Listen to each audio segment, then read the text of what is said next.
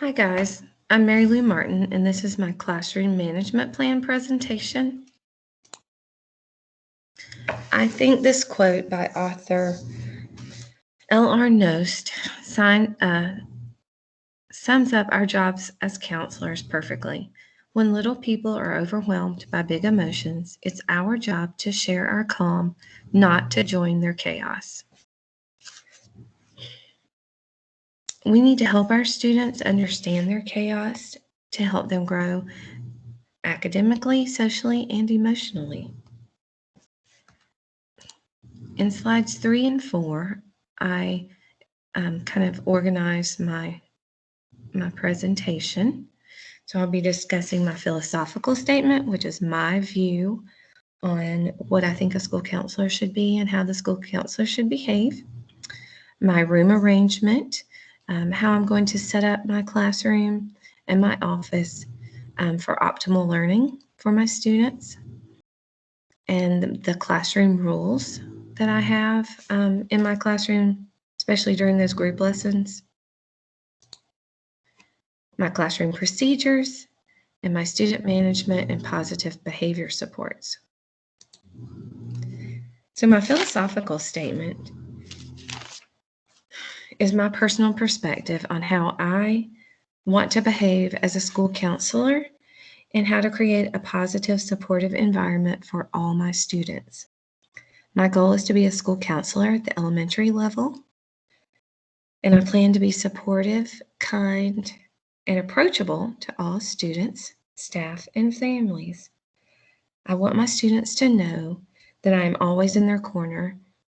I want them to be happy and successful learners, and I believe that when they feel loved and supportive, that they learn better. My strategies will adjust as far as if I'm doing an individual counseling session, a group counseling session, or if I'm doing a classroom setting, but that philosophy kind of stays the same. I plan to use high-quality instructional strategies to help students engage in and absorb the lessons we present in the counseling room. I'll use a pre and a post test to measure the impact of the lesson. And I also believe that restating the concept again in the lesson in different ways helps the students to reinforce the material that they're learning. My management strategies will consist of positive praise and using peers as role models. I think cultivating a school family within each class and carrying that concept over to the school level is very beneficial to our students. Sometimes that's the only place that students feel happy and loved and supported, that they don't get it at home. So it's important that we cultivate that family, that school family for them, where they can come and feel safe and happy, at least during the day.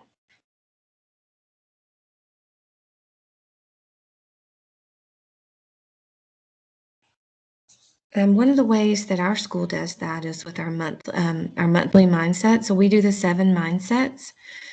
So every staff member is given a bracelet that represents a mindset, whether it's passion first, doing something that they love, being a good friend, being kind, whatever that mindset is for the month. Each staff member, even the secretaries in the office, the custodians, the cafeteria staff, and all our support staff and teachers, they all have a bracelet to give away each month. And if you catch a student exhibiting those qualities of the mindset for the month, then you give them the bracelet and you send them to the office to put their name on a star and put it on the bulletin board outside the office. And it's a great way to kind of spread the love around the whole school. I also plan to support the classroom teachers with whatever their counseling or their classroom management style is. So if they do class dojo, or if they just do a system of, they collect compliments through the school, I'll try to continue that in my counseling lesson. My site supervisor and our other counselor does that right now. If they do a class dojo, then they make sure that the students in their counseling lesson earn those dojo points, or if they get compliments, then they make sure to let the teacher know how they did during the lesson to see if they can get a compliment for that. My counseling style will be supportive, loving, and positive. I think it's critical for students to feel safe, supported, and loved, especially at school. And I believe that all stakeholders should be involved in that, not just the students and the teacher. It should be their parents, every one of the staff members of the school, the counselors, everyone involved. We just need to make sure that those students have that positive, safe space to go to. My theory of choice is Bloom's taxonomy of learning, as discussed in Making It Stick 2014 by Brown, Roediger, and McDaniel. They describe how Wenderoth translated her class material into different levels of the taxonomy. She also used frequent quizzing and study tools that incorporate those retrieval practice, generation, and elaboration. I know frequent quizzing helps me when I'm studying. I try to make up quizzes for myself on the material, or use a Quizlet or something like that, just multiple times during my studies, so that I can submit those those lessons that we're learning, so that I can do better on the quizzes and the tests. Simonson and Myers 2015 states that it's important to match your seating arrangements in your classroom to the instructional approach that you're going to be using. So my ideal counseling room looks something like this. I think it's important to have that one-on-one area with 2 comfy chairs and a little table with some materials to use, like Play-Doh or drawing materials, coloring books, that kind of thing, maybe some Legos, that the kids can use something to keep their hands busy while they're doing, the counseling lesson with you, or if they're just talking, just something to kind of help them, support them. And then I think it's important to have that table back there for the group counseling or individual counseling if you're doing some kind of activity. And then over here, my ideal setting is to have these carpet squares or yoga mats spread out around the room so that we can do some mindfulness activities like yoga or deep breathing, just different kind of fun things we can do before we start the lesson, just to keep them engaged, get the wiggles out, maybe some Go Noodle videos, something like that. I've got kind of a map here of my, my classroom, how I would like to set it out. You can see the carpet squares in the middle, the one-on-one area, the table there for the groups. And then outside my door, I'm going to have a little mailbox for a self-referral system, so that if I'm doing a lesson or if I'm not available, the student can leave me a message saying that they need to see me. It's also important for your room to have some, colorful, happy bulletin boards and posters around the room that just promote those SEL lessons that we're doing. It just gives them some positivity and a happy space to go to. You want them to be able to come to your room and feel happy and safe and supported.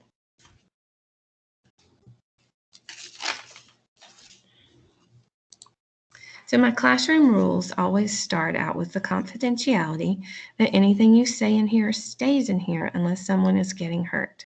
I expect my students to be respectful, kind, and supportive of each other.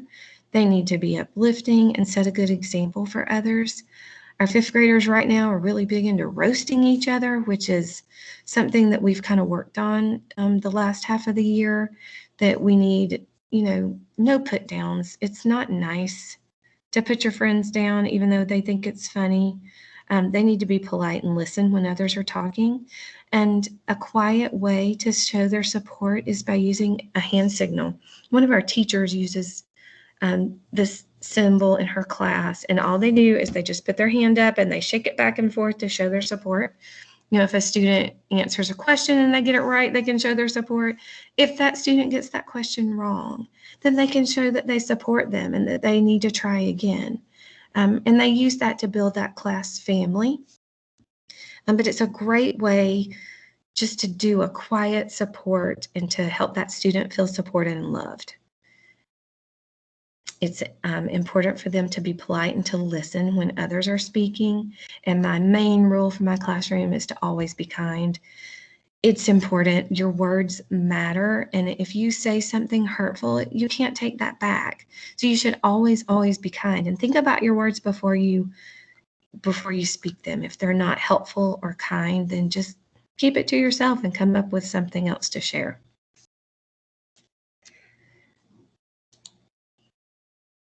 And this is kind of my classroom procedure, kind of a sample of how I start out. I always do some kind of a warm-up, and that's what those carpet squares are for, to do a warm-up yoga lesson, just a brief one. I've tried animal yoga with them, and I've tried some mindfulness activities, some deep breathing, but we just do a Go Noodle video, something like that, to get the wiggles out before we start that lesson. And then we introduce the topic. So if it's kindness, motivation, friendship skills, that kind of thing, whatever it is, we're going to go ahead and introduce it, and then we're going to do a pretest to see what they already know. That can be a verbal pretest, thumbs up, thumbs down, a very short, just a cute little smiley face on a piece of paper. Do they understand it or not? And then we're going to do a video or a story or some kind of activity that's relevant to the topic, and to just dive a little deeper into it and help explain it. And then we're going to do a discussion, to see what they learned from that story, video, or activity. How does it apply to them? Can they give me examples of when they've used it? I give them many opportunities to respond during the discussion. And I try to call on different students, not the same ones over and over. But I always allow them to give a pass on that. If they're not comfortable speaking in front of the class, they can whisper to a friend, and that friend can speak for them. And then we do a short little post test to see what they learned and to measure the impact of the lesson. And then we always do some kind of fun activity to reinforce the lesson. It might be a craft. It might be just a fun game or something as simple as a drawing.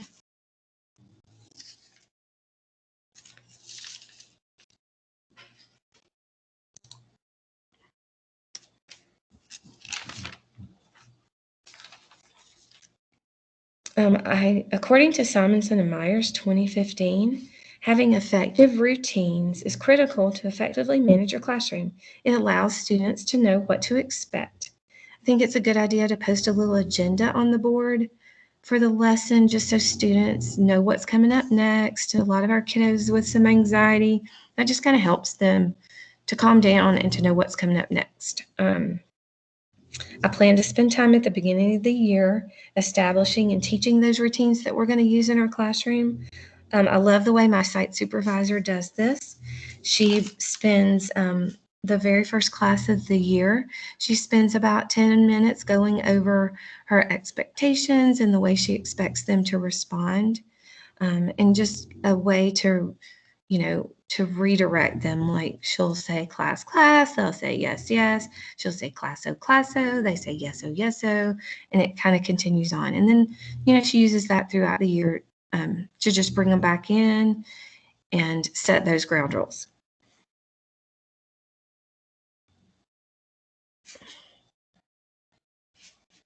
I like to embed choices on the activities that we use. Even if that choice is as simple as, if we're doing a drawing or coloring a picture that goes along with it, do you use your crayons? Do you use your markers? Do you just use a pencil and maybe you don't put any color into that at all? That's totally up to them. If we do a craft, they get to choose like some of the things that go on the craft or the color of paper that they're using. If they want to use glitter or not, if they want to use a theme glitter or a particular color glitter. I have some really cool mermaid glitter that goes over really well, but obviously everyone doesn't love glitter. I give the students many opportunities to respond during our discussions. I want them to be able to answer those questions and to process what we're learning. And like I said, I allow them to give a pass to a friend if they don't want to speak in front of the group, because everybody's not comfortable doing that, and that's okay. Don't want them to be uncomfortable.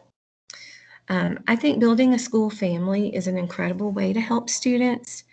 It supports their emotional growth, the positivity. It just gives them that safe space to come to every day, especially if they maybe don't have the best home life. Coming to school and feeling like you're a part of something connects them and helps them feel happy, safe, and positive. Dr. Becky Bailey gives many reasons to build a school family. Some of the main reasons are academically beneficial. Creating a school family fosters optimal learning states and optimizes brain development for academic success. It embeds resiliency and reduces aggression. And all these things contribute to social emotional learning. For my student management and positive behavior supports, I focus mostly on PBIS and conscious discipline. My classroom expectations will be explained clearly at the beginning of the very first lesson. According to Simonson and Myers, establishing and teaching routines at the beginning of the year will save teachers from losing valuable instruction time to constant reminders and problem behaviors. I will reinforce appropriate behavior using specific and contingent praise. An example of this would be to say, Anna, that's exactly what I meant when I asked you to put away your materials. You're doing a great job today. I'll also incorporate some of the conscious discipline techniques described by Dr. Becky Bailey in her book, Conscious Discipline 2015. I will recognize and model positive behavior and use positive connections when necessary. An example of that would be, I love the way Adam showed his support for Sarah by using his hand signal. Unfortunately, sometimes we'll always have student behavior that doesn't meet our expectations. In that case, I will treat it like the behaviors as I would an academic error. For example, if a student yells out in class instead of raising their hand, I might say, Sai, remember what it looks like to be respectful during class? Can you show me how to ask for help respectfully? If Sai then raises his hand, I would say, that's perfect. Now, what did you want to tell me? I feel it's important that the counselor should be seen as an ally for the student and not as a disciplinarian. All students should feel safe, loved, and supportive at school, and the school counselor is an integral part of student learning and support. Here are my references, and I thank you for watching my presentation.